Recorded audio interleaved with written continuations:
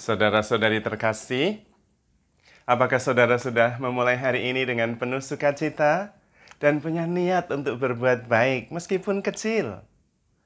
Semoga Tuhan memberkati niat baik saudara. Hari ini saya juga memulai hari dengan penuh sukacita karena bisa tidur dengan nyenyak dan bangun dengan segar. Apa yang terjadi? Saya bisa menerima dengan tenang dan tetap masih bisa menghitung-hitung berkat yang bisa memunculkan rasa syukur di dalam hati.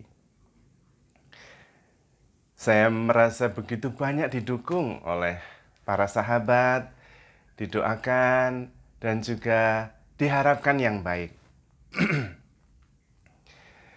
Saya juga menyadari bahwa banyak hal ada di luar kendali kita. Apa yang kita rencanakan seringkali tidak berjalan dengan baik, tapi kita bisa melepaskannya. Tidak apa-apa. Seperti misalnya dalam kasus COVID ini, kita hanya bisa melakukan apa yang bisa kita lakukan. Memakai masker, menjaga jarak, sering mencuci tangan. Tetapi bisa saja kita tetap kena. Karena kita tidak tahu virusnya kecil sekali. Kalau kita bisa lihat, kita bisa menghindar. Kalau tidak bisa, kita bisa menjaga diri. Namun, bisa juga tetap terkena. Kalau terkena, kita terima. Ada yang bisa kita syukuri, ada yang bisa kita usahakan supaya tetap sehat. Namun yang jelas, semua peristiwa terjadi pasti ada rencana indah di belakangnya. Dan itu yang perlu supaya kita tetap bisa bersyukur. Saya selalu ingat bahwa kita lahir dengan 0. Nanti kita pergi juga dengan 0. Seluruh peristiwa yang kita alami adalah cuan, keuntungan. Maka kita tetap bisa melihat apa yang bisa disyukuri. Bisa tidur, sudah bersyukur.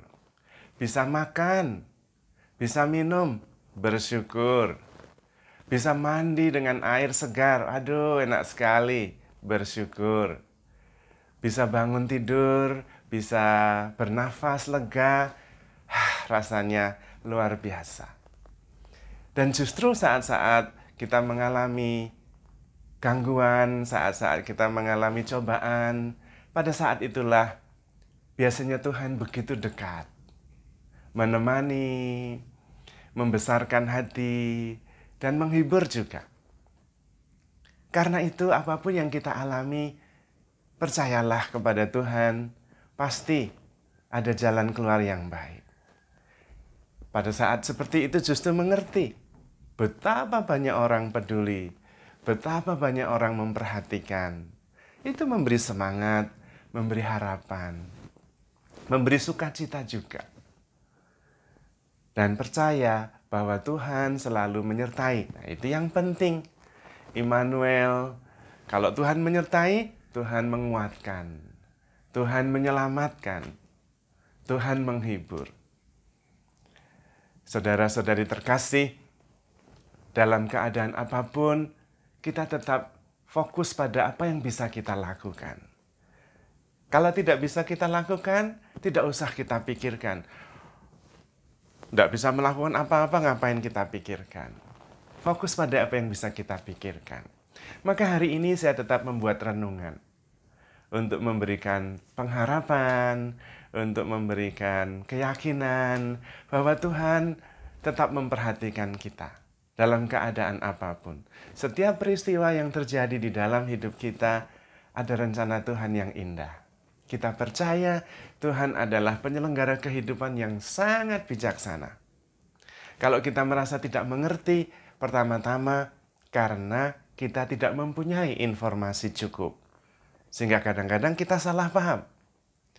Tetapi kalau kita sabar, pasrah, dan percaya, kita akan tahu bahwa sebetulnya Tuhan begitu bijaksana menyelenggarakan hidup ini.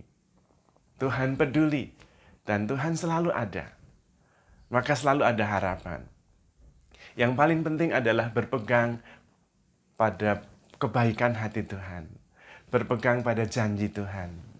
Janji Tuhan tidak pernah janji yang palsu-palsu, tetapi janji yang sungguh dilaksanakan. Karena itu, saudara-saudariku yang terkasih, terima kasih atas dukungan Anda semua, doa-doa, semangat yang diberikan. Dan saya percaya Tuhan juga memperhatikan.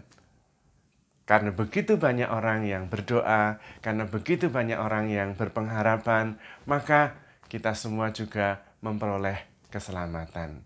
Karena itu, yakinlah dan percayalah, kita sungguh dikasihi oleh Tuhan. Maka handle yourself with care because you are loved. Tuhan memberkati.